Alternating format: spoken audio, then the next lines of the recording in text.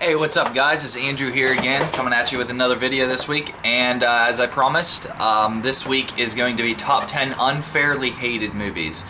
Now, as I said before, I distinguish between underrated and unfairly hated. Now, what the difference being is that underrated are movies that are generally considered like good films by, the majority of people, whether it be horror fans or whether it be movies that the general public finds to be a pretty good film, or critics found to be good films, but they're just kind of under the radar that you don't really hear a lot about. This could also be personal opinion. You think these are really good horror films, but like they are under the radar. Now, a couple of these films will also spill on to the underrated list, but these are more opinions where these films were generally met with negative reactions and still are maybe today, but I feel like they actually are pretty good films for what they set out to do. So with that being said, I'm going to start with my top 10 list. And number 10 is a kind of a cliche. Some of these are cliched. Some of these might be ones that you've not heard of before. Number 10, though, is Friday the 13th Part 5, A New Beginning. When this came out, everybody hated it. Again, it caused Paramount to go back to Jason and in the sixth one. But this one, honestly, as looking back on it now, and I used to be in that crowd that hated this film with a passion, but now that I've watched this movie so many times, it's actually a really fun film. Like, you can just kind of sit back and just kind of enjoy it, just like any other Friday the 13th, and just kind of disconnect yourself from the fact that, Jason isn't the killer in this film, and just kind of sit back and enjoy it. And it is really sleazy, really campy, fun 80s slasher flick, just like a lot of them. I mean, I think Danny Steinman did a really good job directing that film. I think it deserves to be not as hated as much. Number 9 might be I could have picked, any three of these films in this, but I went with Survival of the Dead. This is the last film in George Romero's of the Dead series. This was back in 2008. Actually, I didn't even know this film existed up until like 2 years ago, and then I watched it and I actually thought it was a halfway decent film. I think the running time's only 90 minutes, so it's his shortest film in his of the Dead series too. But the thing for me that I enjoy about this film is I think that it deserves another chance, because I don't think that it's meant to be scary. I think it's meant to be viewed as like Dawn of the Dead. Dawn of the Dead is this like campy, fun film, and I think this film was meant to be like that too. I honestly, like, the special effects are really bad in it, and but I think it's done that way on purpose, and I don't think people got the joke. I don't think it deserves to be hated as much as it is. I think you just watch it with in the mind that it's a campy, fun film, and I think you might see it differently. I think it's a good time. I mean, I don't really watch it as much. I'm not the biggest zombie film fan, but I mean, it is a good time. I mean, I can watch it. I mean, it's not like a film that I really hate watching. So yeah, that's only the number 9. Number 8, honestly, I could have 2 films from this 3-pack. Actually, all 3, but like any of these last summer movies. Either I Know What You Did Last Summer, or I Still Know What You Did Last Summer. More so the second one as the first one. The first one is kind of liked by audiences, and I mean, it was a really popular movie when it first came out. But I mean, it is generally considered to be overrated today. But the second one really was met with mainly negative reactions when it came out. I honestly think they're both really fun for what they're supposed to do. The first one, for sure, is a super fun film. Like, it's 90s through and through, and I freaking love it. Like, it is fun. And the second one, it's not as good as the first one, and it doesn't have as good of a cast, but honestly, like, it's kind of creepy in some scenes. It's got some really good shots, and I I think it's a really, really enjoyable film for what it is. I mean, I really love the setting of it, you know, kind of on this, like, secluded island. It's kind of unique, although they might be copying from Bloody Moon, another 80s slasher film, but I don't think so. This was, it was pretty good. I think that these are really unfairly hated, and I think you know, if you just don't like 90s slasher films, the Scream slasher films, then I guess you're just not gonna like them. But honestly, I really enjoy them. I mean, I'm a general positive moviegoer anyways, so but yeah, that was number 8. Number 7, this is my first of 2 Wes Craven films on this list. Number 7 is The Hills Have Eyes Part 2. This was met with all negative reactions when it came out. It was really hated. Even in the biography of Wes Craven that I have, it's also talked about pretty negatively. Honestly, like I said in my Wes Craven review, this one here is like, I think is just really fun. Like, it's not meant to be like a normal Wes Craven film where he has something to say about society or like some moral premise to it. This one here is just a straight slasher film, and it's fun. It's an 80s slasher film. It's got Harry Manfredini doing the score, so it sounds like a Friday the 13th film, and you know, it's just a good time. If you watch it not expecting a Wes Craven film and expecting fun 80s slasher film, you'll actually be surprised with it, I think. Yeah, that was number 7. Number 6, again, a film that's on a lot of people's list, and I've been warming up to myself, Halloween 3 Season of the Witch. Now, I will be getting a, this October, I'll probably be getting a, oh, what the hell is it?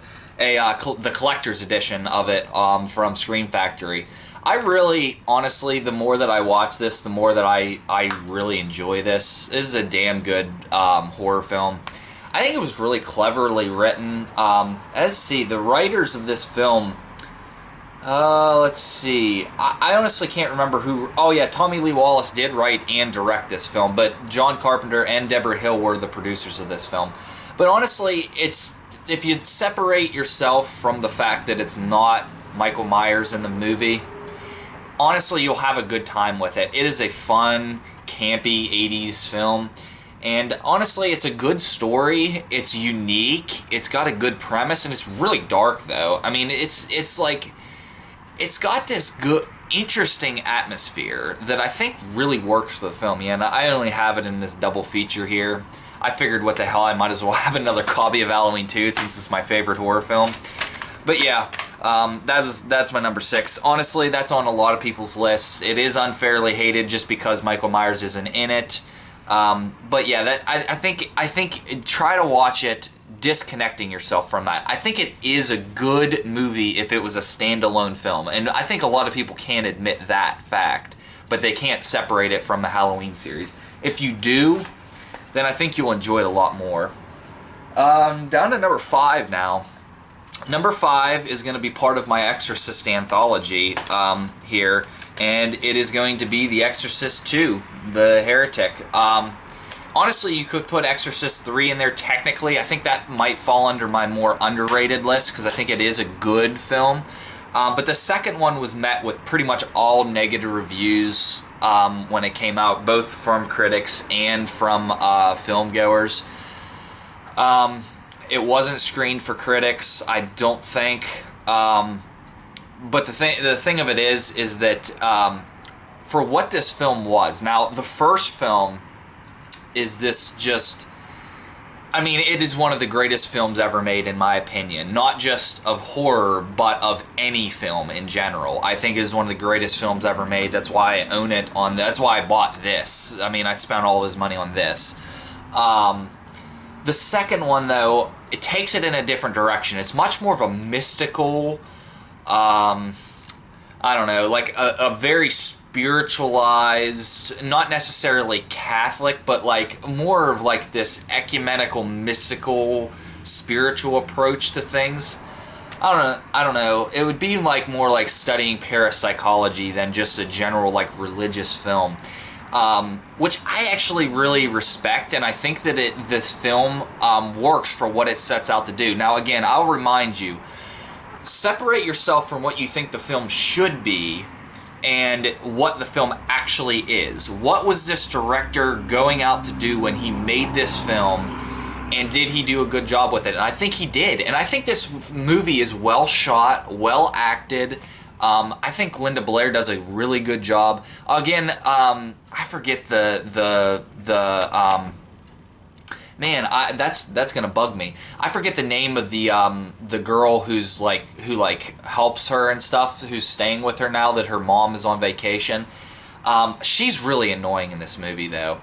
But other than that, I mean, it's a really good film in my opinion. I think if you just separate yourself from the fact that it's not The Exorcist 1, I think you might enjoy it a little bit more.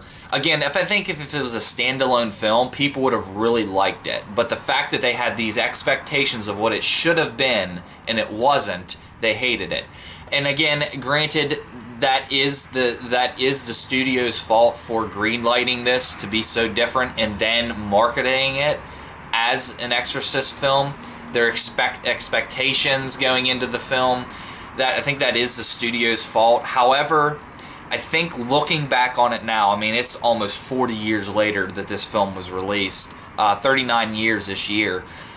I think you should probably expect something different, and I think that if you watched it with an open mind, again, I think you might like it.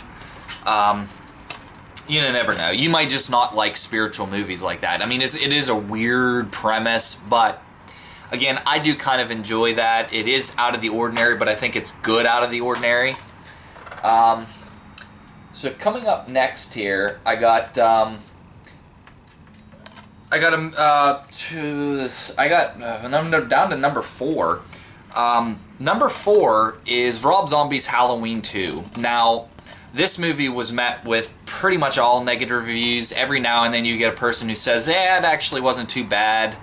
But I think Rob Zombie, and again, I think Rob Zombie was trying to tell a deeper message in this movie, and nobody got it, and nobody really liked the way that it's taken. I mean, it is completely a depressing film. I mean, you watch this and you just feel like shit afterwards. I mean, it's just, oh man, it is depressing. But I do really like this film. I own the unrated director's cut of both of them.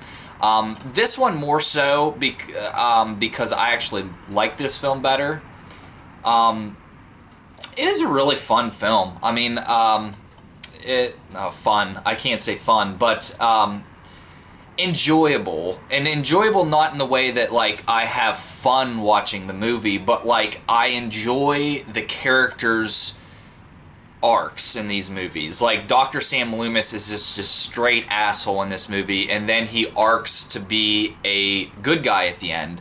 And Laurie is just fucked up. I mean, she is going through PTSD, and I think it is a really, really good telling of somebody who's been traumatized and her descent into madness. And I really think that Rob Zombie does a commendable job at that. And he's also trying to tell a bigger story in this, and I think that people just didn't get it. But I really think just try to re-watch that with that in mind. And I just maybe try to watch it with an open mind. I understand if you just don't like the way that the characters arc and the way that... But I do think that that is generally a good way. And that's something that the original series did not have. Character arcs. And this actually has a character arc in it. So, I mean, I can kind of respect it for that. Number 3 on my list is Seven Nights of Darkness. That's on this 8-pack. I really want to get that in it by itself, but for right now I'm sticking with this. Yeah, I mean, this film here is a found footage film made with a $5,000 budget. Barely anybody's seen it, but right now on IMDb it has a 3.8, and it really should not be that low. For the budget it's made, it's really atmospheric. Basically, people are on this reality show and they have to stay 7 nights at this abandoned, I think it was a hotel, no, it's an asylum. and they have to survive 7 months, and they have to do all these things each day, and it's kind of this contest, and they get $1 million each if they survive these 7 nights, and things obviously start to go wrong. And it's 90 minutes. Yeah, it's 90 minutes. And I really think that they do a good job with this. It's really atmospheric, and it kind of reminds you of Grave Encounters, how things start to go wrong. But I actually like this better than Grave Encounters, in my opinion. Again, it's a film that's under the radar, but I think does a really good job. Number 2 is a movie that I just rewatched this week. And, excuse me while I take a drink. Mouth gets dry doing this. I really just rewatched this week, and I was freaked out by it. Number 2 is Lords of Salem. I really rewatched this, and I was like, holy shit, this just freaked me the fuck out. I mean, it is like, just like the imagery in this film. Now, again, this was met with, I mean, it's got like a 5 point. It's in the 5 somewhere in IMDb. It's either 5.6 or 5.4, something like that. It's in the mid to low 5s. And it's really mixed. I mean, really, really mixed. People either really loved it or really hated it. I mean, I really haven't seen anybody who's in the 5, 6, like, oh, it's so average. Like, people either give it a 1, 2, 3, or a 9, 8, 9, 10. I mean, it's nowhere really in between. I'm in one of those categories where I have to give this an 8 or a 9. I view this more as like an art film, to be honest. Like, movies that are trying to tell it visually, using metaphors, and really trying to tell this bigger story. And I mean, this movie's just freaky as can be with its imagery. I mean, just look at the back. I mean, just look at this imagery that you see on the back here. I mean, it's got some... I mean, it does its job, though, really well. I mean, with the story that he was trying to tell, and I mean, I don't know if it's because I've watched The Witch, and now I've gone back to watch this and really love it. I don't know if that's why, but I really, really think this is a really good film. Yeah, and down to my number 1, and you can probably guess what my number 1 is, but my number 1 on my unfairly hated list is My Soul to Take. Honestly, I've talked about this to death already, I feel like, but in case you didn't know, haven't seen my Wes Craven list, it's my number 1 Wes Craven film. Characters are awesome in my opinion. I really love the story arc. I really love the metaphor that he's trying to tell in this movie. I really like the killer. Kills are so-so, but like, I really think that this movie deserves another chance to be watched. I just really love it. I can't say enough good things about this movie. I really love it. I can't help but love it. I rewatched it a little while ago and I still loved it. Like, I see all the things that people were saying that they hated about this movie. I just don't agree. You know, like the story's complicated, or it just isn't a good story, or it's cliched. I just don't think that anything is cliche about this film at all. You show me a film that's like this, and I'll call bullshit. But yeah, that's my top 10 list of unfairly hated films. You know, I mean, I'm all open for discussion. I love hearing your guys' comments. Yeah, I mean, I really... took me a while, actually, to make this list. I had a couple others to put on here, but I was like, yeah, those weren't as hated, you know, the stuff like that. But yeah, Rob Zombie's films tend to get really hated, or loved, really loved. I mean, Rob Zombie does tend to be a really cult director, like really... yeah, people either really get his movies or really don't get his movies. Some of the movies I kind of like, some of the movies I'm like, some of the movies I love. I mean, obviously those 2 on there I loved. But yeah, my next week is going to be an update, my update for April. I just got all my movies in this past week, actually, so I'll be watching all of those in the coming week and giving you an update on some of my movies that I've watched from March that, you know, like the Blair Witch and stuff that I rewatched. I'll have maybe you know, some opinions on that. So yeah, that's what to look forward to for next week. So thank you again, guys, and as always, you can comment. Feel free to comment, leave whatever you want on my message board. Thanks again, guys. Have a good day.